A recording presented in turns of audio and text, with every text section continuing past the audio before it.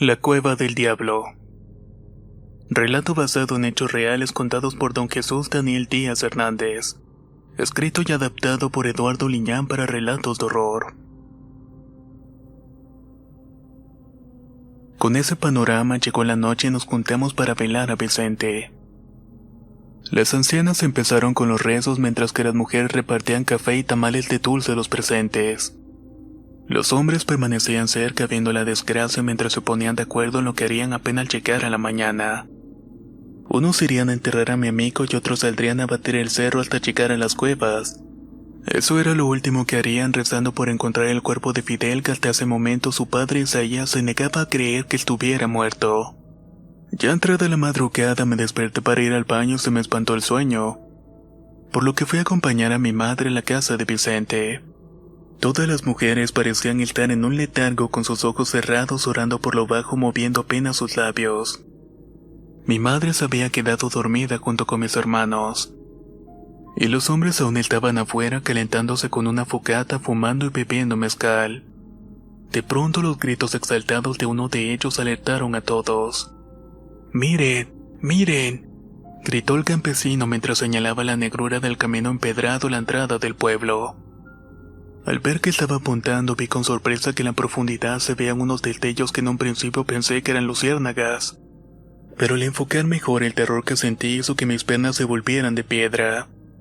Mi pecho intentaba jalar aire para poder gritar. Pero el espasmo que me produjo la horrible visión de lo que en realidad era aquello que el jornalero había visto me había paralizado. En medio del camino estaba la anciana con sus dos negros perros a cada lado, los cuales ahora se veían de un tamaño enorme. Eran máquinas infernales con ojos llameantes y gestos amenazadores que parecían estar esperando la orden de la vieja para desatar el infierno en la comunidad. La vieja muy apenas se veía y sus negras vestiduras la confundían bien con la oscuridad. Tan solo estaba ahí viendo con sus ojos brillantes las obras que había hecho con sus amados canes. Probablemente estaba satisfecha y quizá riéndose del sufrimiento que tenía lugar en la casa de Vicente, así como de la aflicción del padre de Fidel. Estaba inmóvil hasta que Isaías se levantó enfurecido y cortando cartucho en su carabina para después disparar a la vieja. El ruido ensordecedor del disparo alertó a toda la gente, que comenzó a salir espantada de sus casas. Isaías continuó disparando, pero al ver que ya no estaban ni los perros ni la anciana, se fue corriendo por el camino para intentar alcanzarlos, mientras los demás hombres le gritaban que no lo hiciera y que iba a caer en una trampa. Y así lo vimos desaparecer en la oscuridad. Los demás hombres se levantaron para seguirlo tomando leños encendidos en sus machetes. A lo lejos se podía escuchar las maldiciones y los disparos de Isaías. Hubo un momento en que todo se quedó en silencio. Solo las antorchas se veían iluminar el camino hasta que de pronto estas desaparecieron. El pánico invadió la comunidad y las señoras empezaron a rezar frenéticamente pidiendo perdón por lo que fuera, hincándose y golpeándose el pecho como si de ello fueran a liberarse del horror ante la horrible situación. El tiempo fue quizás el peor de los verdugos y no sé cuánto tiempo pasó. Pero cuando los gallos comenzaron a cantar supe que pronto amanecería y no teníamos noticias de los hombres. Al llegar el amanecer, las personas se provisionaron para ir a enterrar a Vicente. Era el mismo cementerio comunitario donde habían enterrado a Nerino, y eso nos trajo el horrible recuerdo de la vieja y cómo se había adueñado de nuestros temores. Luego de un triste y silencioso entierro, volvimos a la comunidad a esperar noticias de los hombres. Llegó la noche y con ella fue creciendo nuestra angustia de no saber nada. Las mujeres estaban planeando incluso ir a buscarlos. Pero antes de que pudieran hacer, vieron con alegría y asombro que los hombres regresaban por el camino empedrado.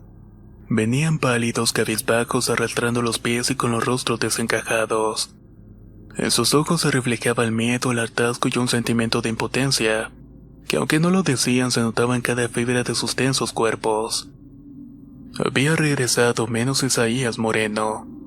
La afligida esposa, al preguntar a mi padre sobre su hijo y su marido, él la vio con los ojos llorosos, y con una voz entrecortada le dijo por lo bajo a la mujer que tanto su hijo como su esposo jamás iban a volver, que se los había llevado la negrura del bosque y que era mejor que se olvidara de ellos.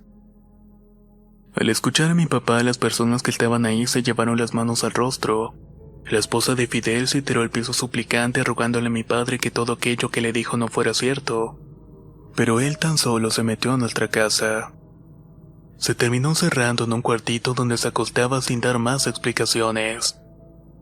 Los demás hombres de igual forma se quedaron parados con las miradas perdidas sin querer revelar qué le había pasado e imitaron a mi padre, retirándose todos a sus casas para encerrarse con sus familias. Mi madre, al entender un poco la situación, nos dijo a mis hermanos y a mí que fuéramos a reconfortar a mi padre, pero al entrar e intentar hablar con él no quiso salir. Pasaron varios días sin que mi padre saliera de su cuarto, ni siquiera para comer o tomar agua.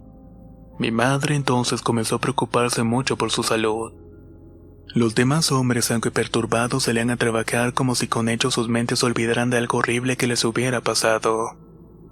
Fue un pastor el que habló primero días después. Se habían reunido todos en una galera a excepción de mi padre. Las familias debatían sobre lo que había pasado y el temor que tenían que la vieja anduviera por ellas echando con sus horribles perros. Querían saber qué le había pasado a Isaías y por qué no encontraron el cuerpo de Fidel. Los hombres que habían salido detrás del campesino en su loca carrera revelaron que siguieron el rastro de la vieja y sus perros. Los ladridos y las risas chillonas de ella los habían alertado. Pero Isaías no entendía las razones y estaba cegado por la venganza, corriendo por el monte y guiándose por la risa de la vieja que se escuchaba cada vez más lejos. Y en cierto momento el grupo perdió de vista al campesino. Pero de vez en cuando lo alcanzaban a escuchar hasta que poco a poco dejaron de oírlo. De pronto se dieron cuenta que estaban en medio de la oscuridad sin saber muy bien en dónde. Se habían perdido e intentaron encontrar algún punto para al menos saber dónde se encontraban. Habían corrido casi por una hora entre la maleza y los árboles pero sin un rumbo claro. Sintieron temor al verse rodeados de una fría oscuridad y los sonidos del bosque y la noche. Y estos en conjunto no los ayudaron de ningún modo a concentrarse en encontrar el camino de vuelta. Simplemente se habían propuesto esperar al amanecer para poder orientarse. Encendieron una alumbrada que avivaba lo más que podían para evitar quedarse a oscuras. Sería de madrugada cuando escucharon a lo lejos la voz de Isaías. Se escuchaba muy apenas y parecía gritar el nombre de mi padre. Este de inmediato se levantó y tomó el machete llamando al campesino, preguntando dónde estaba y quedándose en silencio para escuchar los gritos. Estaban casi a punto de salir corriendo hasta donde habían escuchado al campesino cuando su clamor se transformó en aullidos de dolor. En ese momento sintieron un pavor y mejor retrocedieron. El único que se había lanzado a buscar a Isaías fue mi padre. Tomó un madero encendido y salió blandiendo el machete gritando el nombre de su amigo para poder ayudarlo. Eso fue lo último que vieron de mi padre hasta que llegó el alba. Fue el mediodía que decidieron marcharse del lugar al no tener noticias de mi padre a pesar de que peinaron la zona y no sabían dónde estaba. Hasta que uno de los hombres se aventuró a caminar por la orilla de la cañada y supo dónde estaban. Habían atravesado el cerro y la Cueva del Diablo y estaban a varios metros más adelante al fondo de la cañada. No quisieron ir a ese lugar y decidieron volver a la comunidad. Pero la mala suerte estaba de su lado, ya que a pesar de que intentaron encontrar un sendero solamente daban vueltas, volviendo siempre al mismo sitio de donde habían salido. La desesperación comenzó a atormentarlos y estaba casi por ocultarse el sol, cuando de pronto vieron salir a mi padre de entre los árboles. Su rostro estaba pálido, descompuesto por una extraña impresión, incapaz de poder hablar. Los campesinos lo ayudaron notando que su cuerpo estaba muy rígido.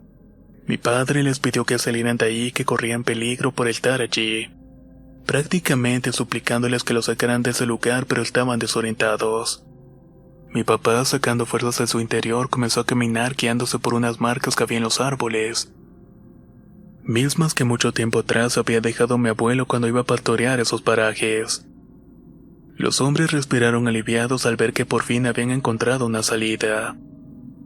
Una salida que prácticamente estuvo enfrente de ellos todo el tiempo.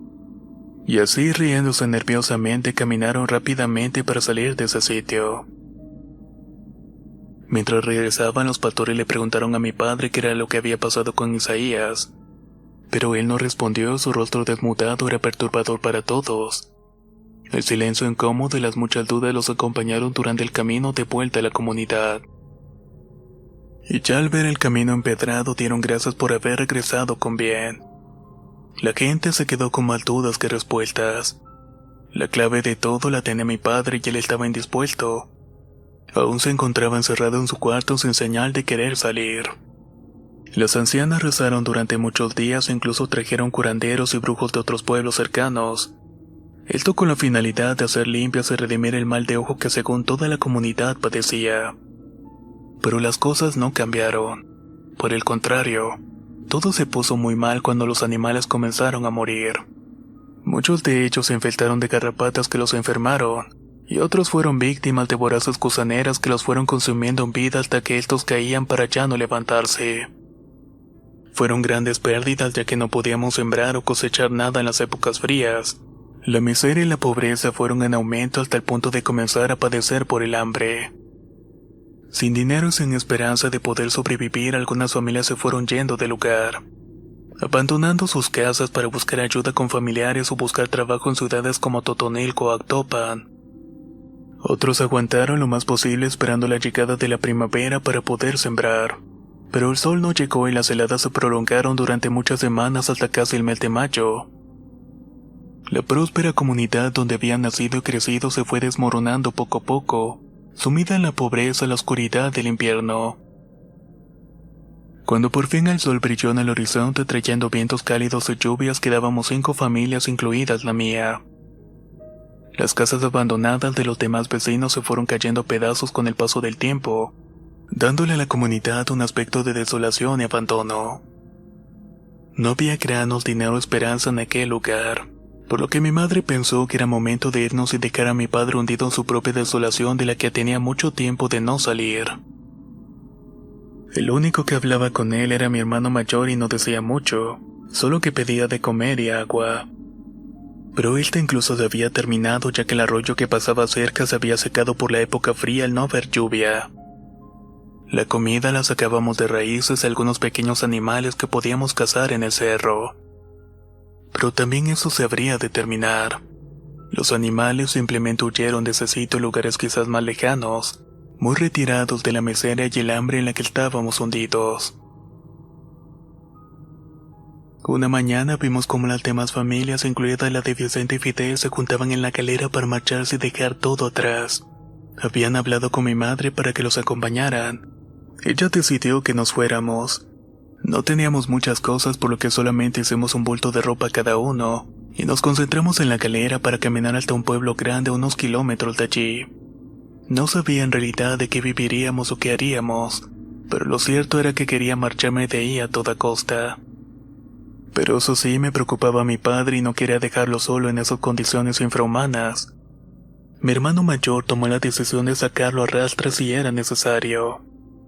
Cuando por fin lo sacó, no puedo describir esa sensación de agobio al ver a mi padre en un estado casi catatónico, apoyándose en todo momento en el brazo de mi hermano.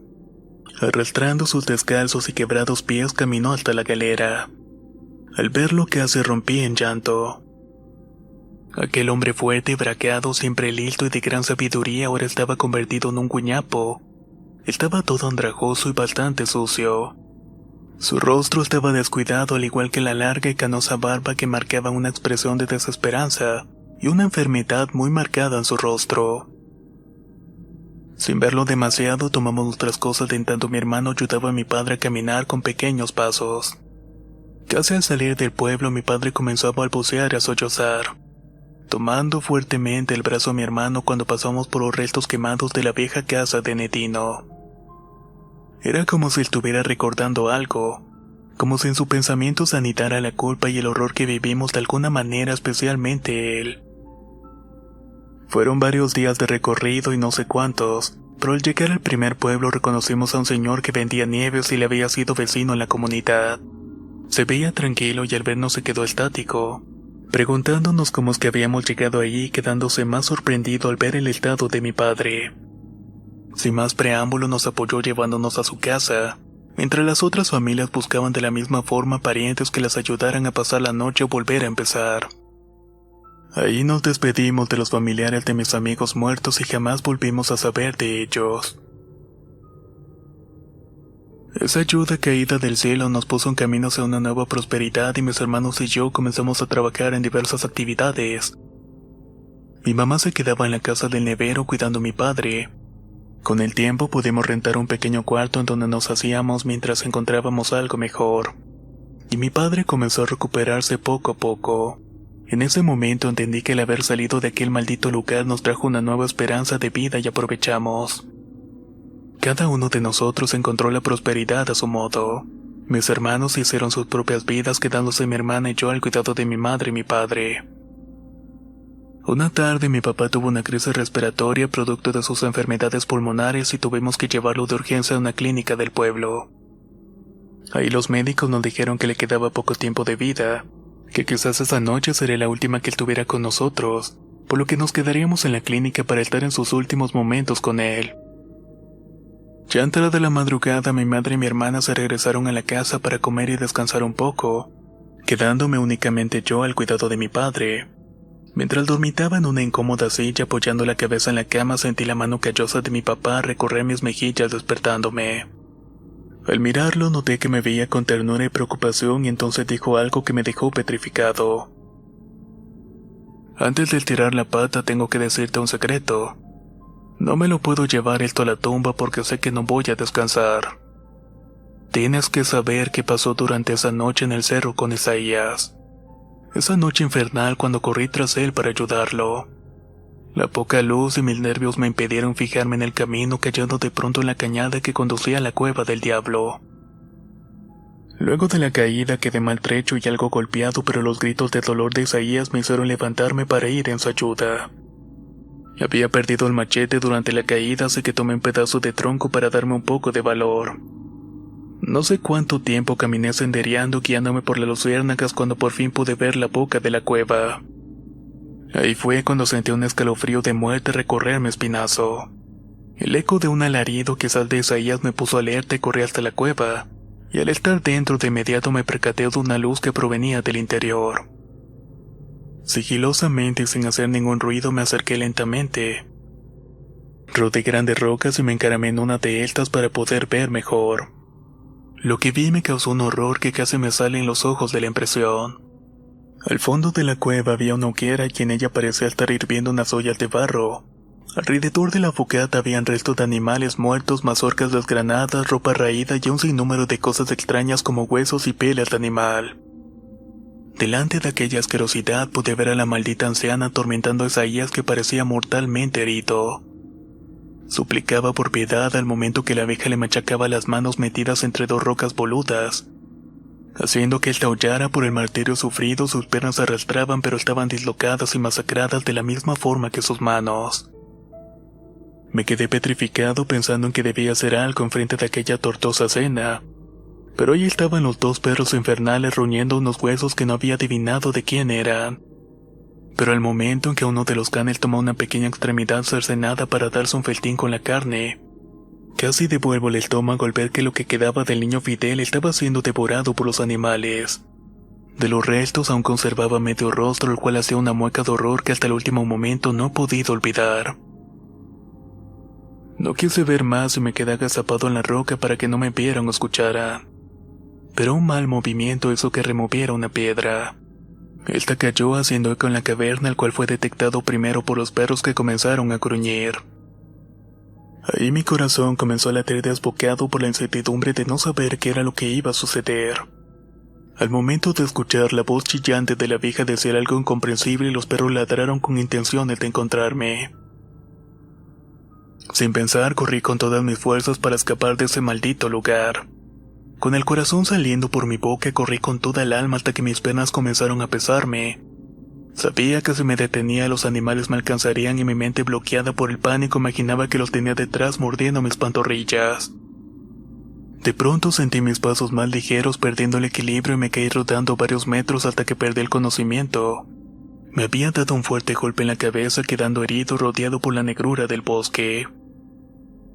Cuando recobré el conocimiento el sol estaba sobre mi cabeza y era mediodía. Aún estaba aturdido y todo me daba vueltas. Al incorporarme pude ver que estaba en un arroyo seco, lugar donde había caído durante mi escape. Temiendo que aún estuviera la vieja los perros acechando, caminé por el sendero que hacia el arroyo.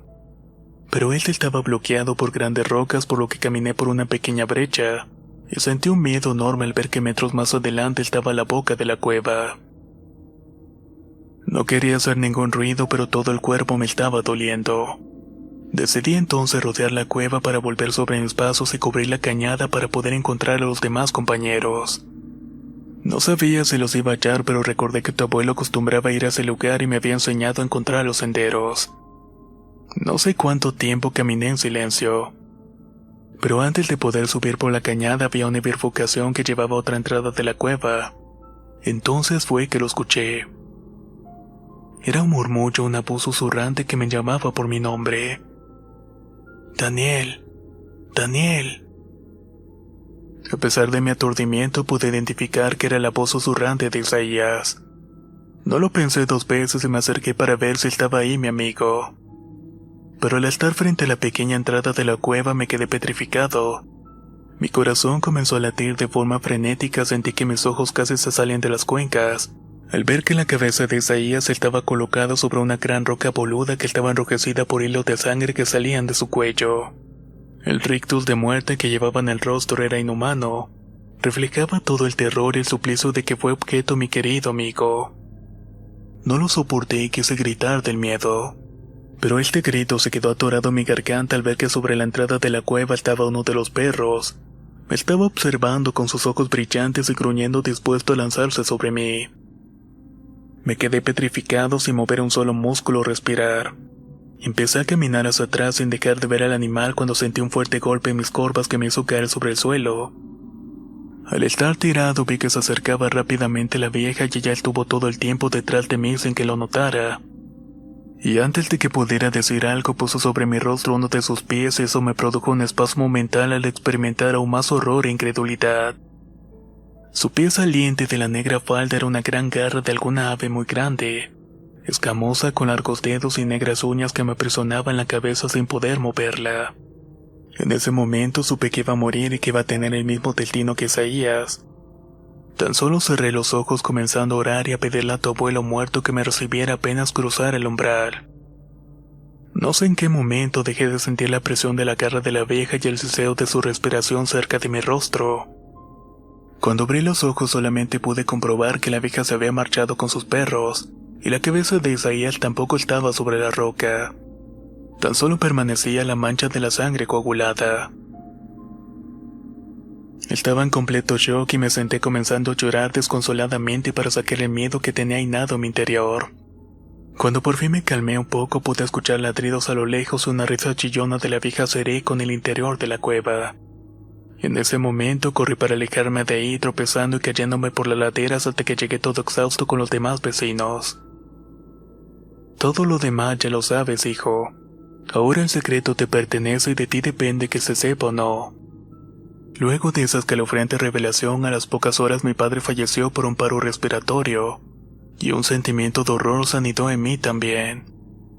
Me había heredado su secreto y con ello el recuerdo horrible de aquella experiencia en la comunidad. Con el paso del tiempo mi madre también murió y mi hermana se fue a vivir con su esposo Pachuca. Yo me terminé casando y mudándome al estado de Puebla. Esta historia la he contado un par de veces, y una de esas fue uno de los hijos de Isaías, al cual lo encontré tiempo después de que murió mi padre y platiqué con él juntando la pieza de rompecabezas horrible que faltaba. Con ello mi alma se liberó y pude vivir tranquilo. La segunda ocasión se lo platiqué a uno de mis nietos, el cual fue a buscar vestigios a la comunidad en donde había estado viviendo, y se encontró que el bosque había borrado las huellas de la atrocidad que había sucedido. La cueva permanece ahí, silente, oscura y esperando por cualquiera que se atreva a profanar su tranquilidad. Ahora, como dije, solamente espero la muerte. Pero ese recuerdo y las cosas que has contado me revelan que allá afuera hay algo horrible. Algo horrible que nos está acechando cada día y cada noche en espera de poder consumirnos. Y solamente nuestra fe en Dios puede salvarnos. La cueva del diablo. Relato basado en hechos reales contados por don Jesús Daniel Díaz Hernández. Escrito y adaptado por Eduardo Liñán para relatos de horror. Si quieres conocer más historias del mismo autor, te invito a visitar el enlace que dejaré en la descripción del video.